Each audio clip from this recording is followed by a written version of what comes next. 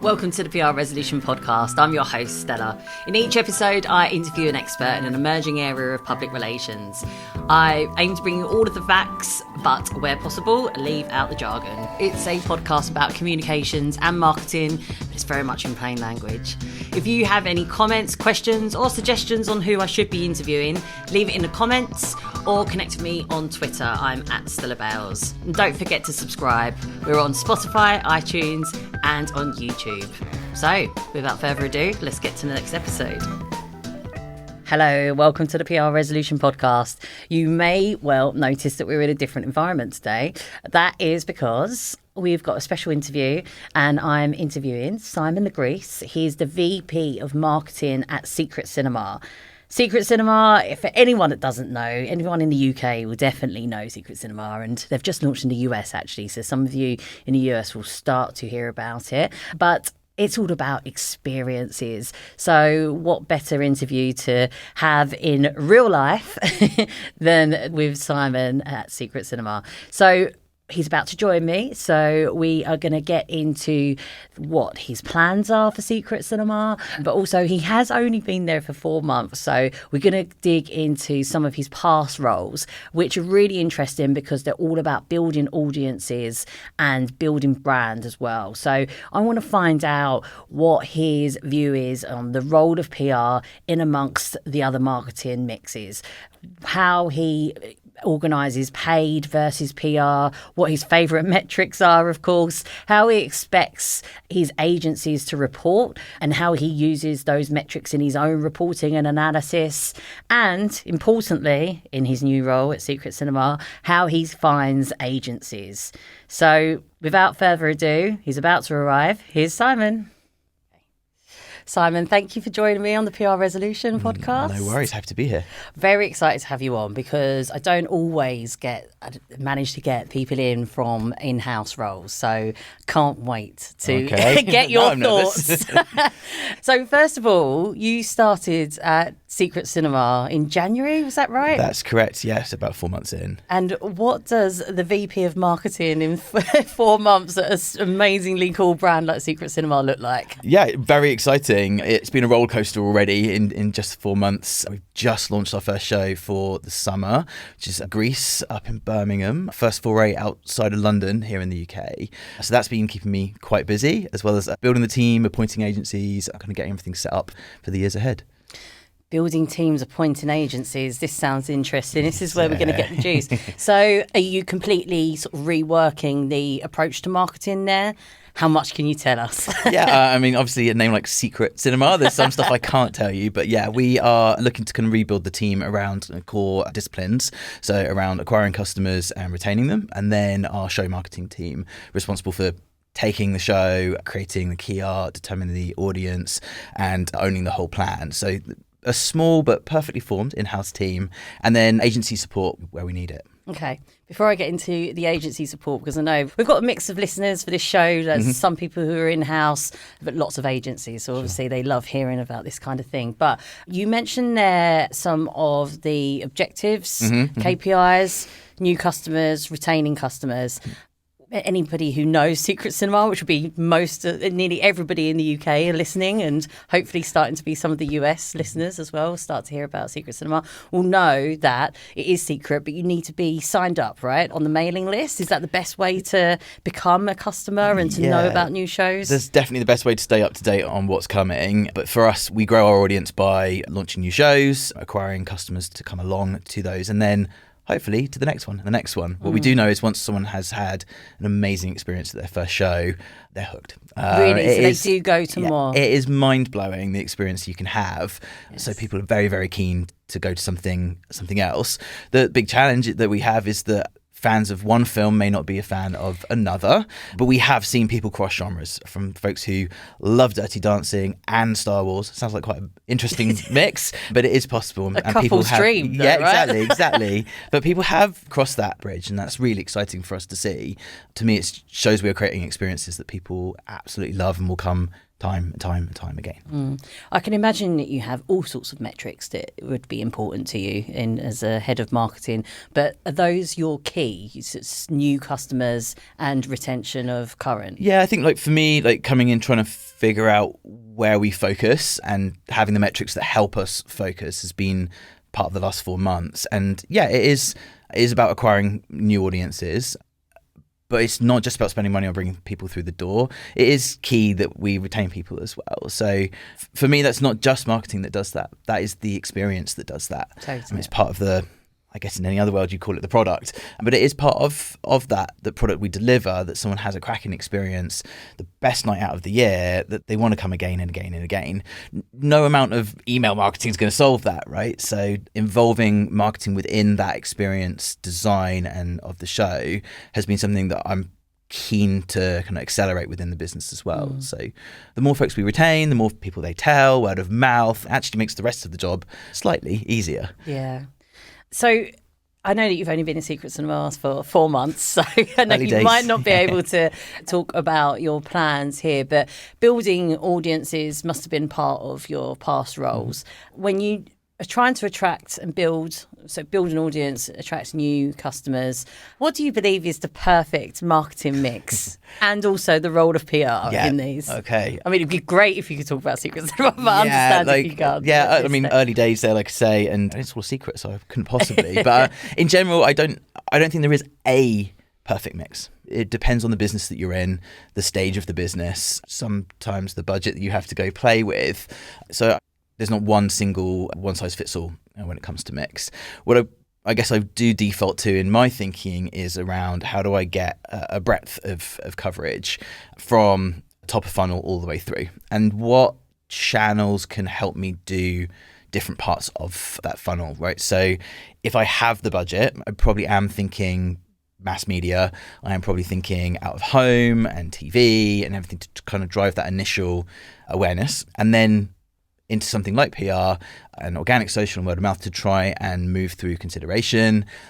Digital, usually the most kind of efficient way of activating or acquiring, and then into email and push and SMS and everything for the retention and loyalty driver. But like I say, if I've got money, it's maybe, bigger awareness driving spend. If I'm somewhere smaller that doesn't necessarily have the budgets, or my customer isn't there, I don't think you default to TV to go and attract a certain type of customer. That's where PR can be really, really interesting and really useful.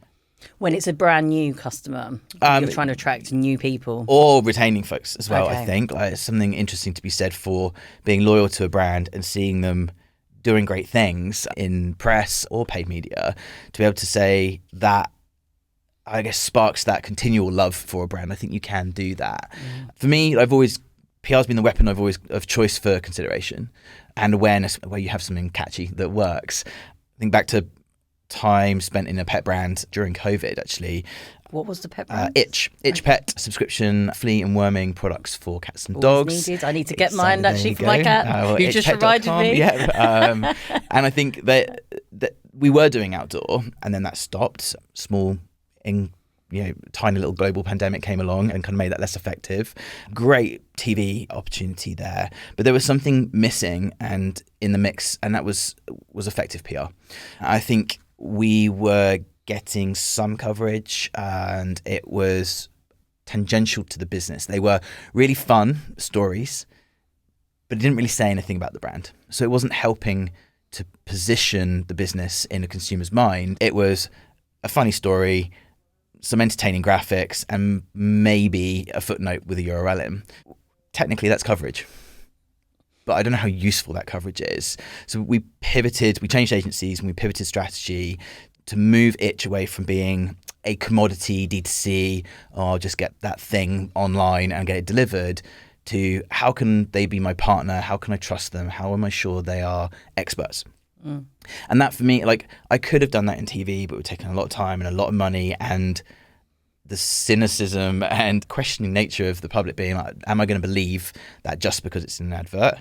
It's hard to do that in paid digital, same kind of effect as TV. So how do we get other voices in the room to position the brand as pet experts? And so we we added a tagline, the pet wellness experts, into the brand, and made that a key part of the strategy. So moved to a world where we had a pet panel. We had a dog behaviorist, a cat psychologist, and apparently it's a thing, a vet, a dog trainer. So we actually had folks from around the industry who were able to talk to different things related to pet health and well-being. Having them on board as part of the team helped us move the consideration away from being it's a flea and wormy thing to, they understand me and my pet. We still did that in a fun and interesting way. We painted famous animal scenes from movies with actual dog poo. I wasn't expecting you to say that. Yeah, poo portraits. Loads of coverage off the back of this, and all about the importance of looking at your pet's poo to identify health issues. So it was an absurd idea with a key point that helped to position us as people who knew what we were talking about. Yeah. Every pet business at Valentine's Day always does, we love our pets, aren't they wonderful? We went with doggy style. We did a piece of research about pets in the bedroom whilst you were being intimate with your partner. Is it allowed? Does it freak them out? Does it freak you out? Great amount of coverage. But again, it helped position us as a brand who understood pet owners and pets and what they needed. Yeah. So that for me is the most powerful part that PR can play. So with something like those campaigns or anything that you're planning with Secret Cinema, when it is about a shift in perception of the brand or a storytelling piece, how do you measure success? Ooh, I knew this was coming. 3 ways typically. Short term is about the coverage you're receiving, and not just quantity but quality. Midterm quality. I'm going to ask questions throughout this. Go. I love measurement. So quality in terms of target media that you want to be in, or is it in terms of images that are included, key messages, all of the above? Yeah. So I've created a weighted scorecard that we give to Tell us the about agency. the scoring card. So it bases everything off of tier of coverage. So we tier the media first off, 1, 2, and 3, nice and simple. Then visibility. So how prominent are you in the article? So if there's an image, if there's mentioned in the headline, this, that, and the other, and there's points associated to each of these. Right. Something where you are in the headline versus a footnote is not equal in quality for the brand. And then now that most of what we do is digital, the importance of link in a piece, whether or not that is follow or no follow, whether it's a DR, domain rating of 30 or above, so it's a quality link back to the site. And then it weights all of this into a score, and then I would typically look at it by piece, but also in aggregate over the month, and be able to look back and say, right, yes, we got 500 pieces, but the quality is a 30% score. Yeah. I'd actually rather have 100 pieces at a quality of 70-80%. So there's a balance there. On the did you say DA? DA, okay. DR, So domain authority, your rating. So did you have a scoring above? So what was considered good or not so good? Thinking back to the last couple of roles, 30 plus was decent. I think that was partially based on where we were as a domain at that point in time, and not wanting anything lower quality than we were in terms of an inbound link. So it probably comes down to your business, your authority at that point, where you set that benchmark in agreement with the agency or your team, what is reasonable, but be able to kind of track those links over time and then attribute higher ratings, higher rankings and traffic off the back of that, can then start midterm begin to demonstrate the value of PR. Yes, there's coverage, but if there's a solid link in there, it can help improve authority, improve your rankings, improve your search results and more traffic. So, but that's a longer game. This podcast is brought to you by Coverage Book, the tool that creates beautifully designed reports with credible metrics you can be proud of. Head to coveragebook.com for your free trial. With your experience on the brand that you're talking about or past, when you were setting the scorecards, did you find that the PR teams that you're working with, the agencies specifically, were aware of those kind of metrics, were using those kind of metrics already? Were they based in the pitch and the briefs that you were going after certain agencies? Yes and no. So I think there were some folks that were very, very keen on measurement and actually wanted to hold themselves accountable, and others less so. But I think it's always a dialogue. If you come in as the brand, and I've seen this, I've done this, and say, this is what it is, you're not best informed. That's why you work with agencies. They know the sector and the industry often better than you do as an in-house marketeer. So it's always a dialogue. Tiering media, for example, I could look at some numbers, I can make some guesses, but actually insight from the team saying, actually, whilst their coverage, their circulation is lower, they're a very powerful title within your industry. And I think that kind of dialogue helps set that. But it has to be an upfront conversation. Yeah. You can't have the agency run off and do one thing and then shock them with a set of measurements afterwards that they weren't working towards. Yeah. I would also say as well, the measurement has to align with strategy. Right? If you are heavily trying to link build and that is the goal, then your measurement should be geared all around that. If it's just eyeballs, which I don't think is the right way to go do anything, then your measurement should be about that. And I think that's the scorecard allows you to kind of weight what is most important at the time and allows you to shift it as well. You mentioned that once the PR agency was generating coverage and you were measuring and counting links and looking at the domain authority of those pieces of coverage, you said longer term, then did rankings change? Did we get traffic from those positions? Who was doing that kind of analysis? I've had it in several different fashions in the past. I've been blessed to have an amazing SEO manager in the team when I was at Dog Buddy and then Rover. So James it was his responsibility to improve our rankings and worked in concert with our PR manager, Nina, to go do that. Other roles, it's been either our acquisition manager or this idiot sitting there looking at the reports to measure that over time. Yeah. But I think it is something you do need to let sit for a while. It's not an overnight win.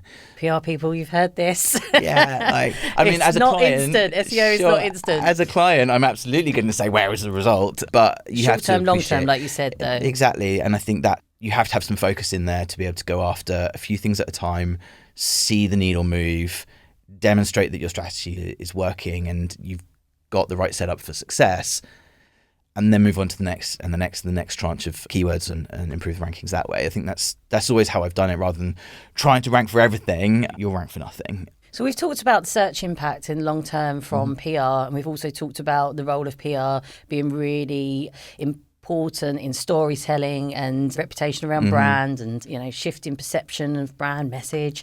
How do you think that can join up together for PR teams? And maybe some advice here for PR agencies who know how important it is for marketing leads like yourself to be looking at SEO impact. We know that that's long term, but often campaigns can be short term.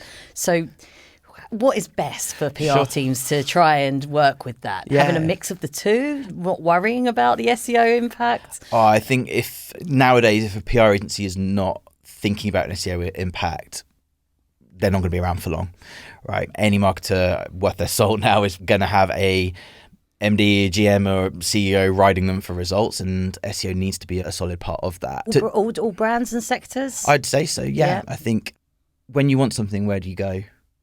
Google.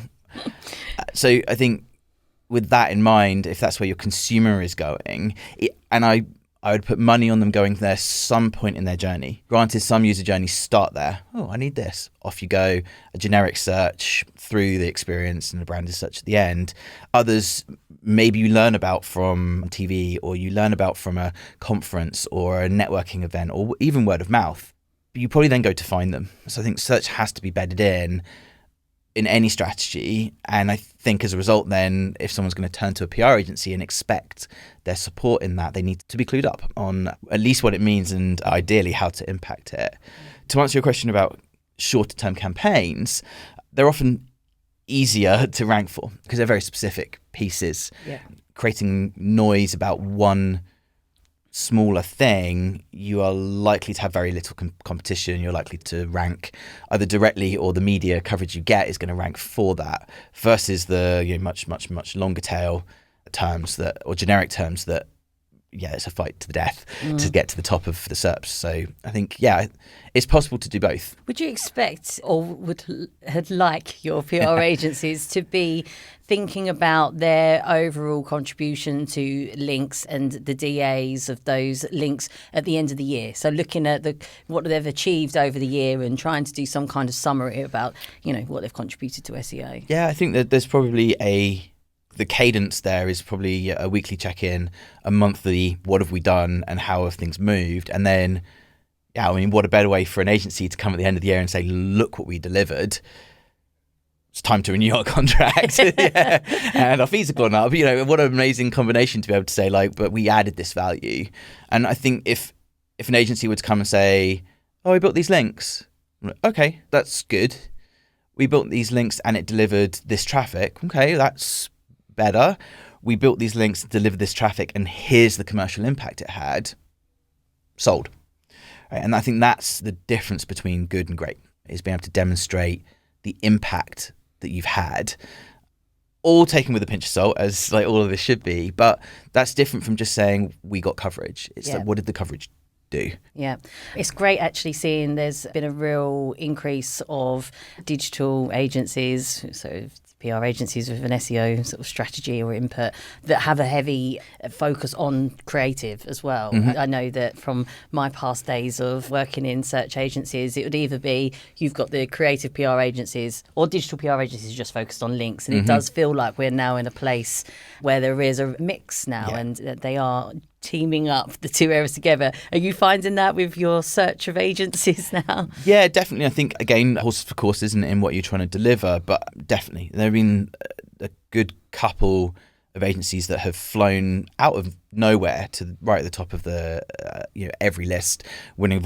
awards left, right and centre, because they are pairing phenomenal creative ideas with the ability to drive links and traffic and revenue. Yeah. So I think that probably is the direction that the industry is going to head, because I think that's what clients want. They want some of the glory of the like, oh, it's my name in lights like moment. But at the end of the day, that measurement's going to kick in and say, well, where are the results? Yeah. Just on sticking with reports a little bit. Yeah, sure. So do you feel that PR teams, if they had analysts maybe working with them, would you see that as a respectful thing, or would you be like, no, you just focus on the PR, leave the analysis to us? Again, it's another way of demonstrating value to the client, and probably depends on the client. If they've got a massive marketing team with marketing analysts, maybe less needed. But for smaller scale-ups and startups where that is not always a core part of the business, definitely. I started my career in search marketing and performance marketing for a very long time before kind of switching into a softer, fluffier, warmer brand marketing role. We did it the other way around. Yeah. And then eventually managing to fuse everything together. There's always part of me that just wants the cold, hard data behind it. So if you tell me there's an analyst in the team, I get quite excited by that, because it shows to me that you care about the same thing that I care about. Yeah, there starts to be a bit of an increase in conversations in the PR industry about whether that should be a role, and hiring external experts or not, or training up PRs. So it's interesting to get your thoughts on that.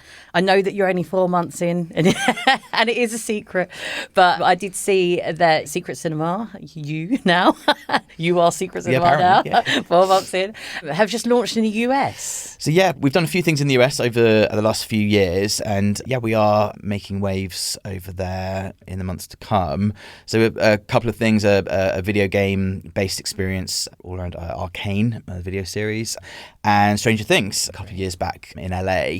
So exploring options right now. I'm a member of the team on the ground over there to see what's coming next. That's going to be my next question, actually. So do you look for, are you hiring on the ground teams there, or agencies there, or are you working with UK agencies to try and do some US work? Yeah, so I mean, this business and this setup, we have someone on the ground there who will then have access to agencies in market. And I think that is usually my default way to go, rather than global agencies. Sometimes network agencies can have really nice synergies, but I've found typically that you can't be good at everything. And when it comes to countries, there are so many nuances with the way that media is handled that getting folks on the ground is usually the best way. So we have Todd on the team in the US. He was in London last week. Lovely to see him. Based in Louisville, Kentucky. He works entirely remote, and he is searching for local agency for PR, for right media, now, we have a lot of US agencies that listen to this. Todd's inbox is about to be pretty full, I think. But he's looking for support there. And the US is fascinating as well, because it is not a country. It is 50 small countries all stitched together. I lived there for a while and realised that. And right, you cross the border and you're like, oh, it's completely different. So I think styles of PR, agencies. Exactly, like the coast from the middle America, the north, the south, like just state by state, it can be quite different. And so we will take a similar kind of approach, I think, and not just say, oh, one agency. We will probably look to partner with different agencies for different projects. Does that depend on where the event might be? Exactly. If it's LA, if it's New York, if it's Florida, if it's Vegas, if it's Texas, wherever it may be, would look to find somebody who knew the market. I think we're in the events business, right? So you kind of need someone that's got their finger on the pulse for local events. There's obviously a much larger brand narrative that we want to tackle, and so a national agency may be the way to go do that. But that is all TBD, up in the air, and a secret, of course.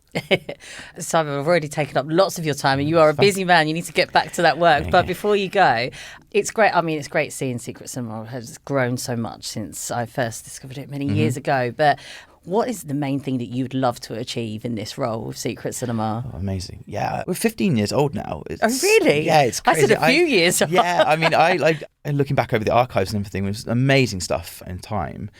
But I guess for me, I would be happy for more people to experience it. I think that's something I was quite startled by, is 15 years, and most of our productions have been here in London. Yes, we've been to Shanghai. Yes, we've been to LA, and now we're off to Birmingham. And that is kind of first step to exploring more opportunities for more people to access the product. I think, like I said earlier, people have such an absolutely mind-blowing time with these spectacular experiences. Why should it just be here in London? Why can we not take this to more people? So that for me would be really successful if audience growth isn't just a few more folks in London coming along. It's international reach for more audiences in more places with more experiences. I would feel thrilled if we could deliver that. Yeah. Love it. Well, we'll see. Yes. Maybe we'll get another interview in a year's time. I would love to come back. Yeah, absolutely. All right, brilliant. Thank you so much for your time, Simon. You're welcome. Thanks for having me. Cheers.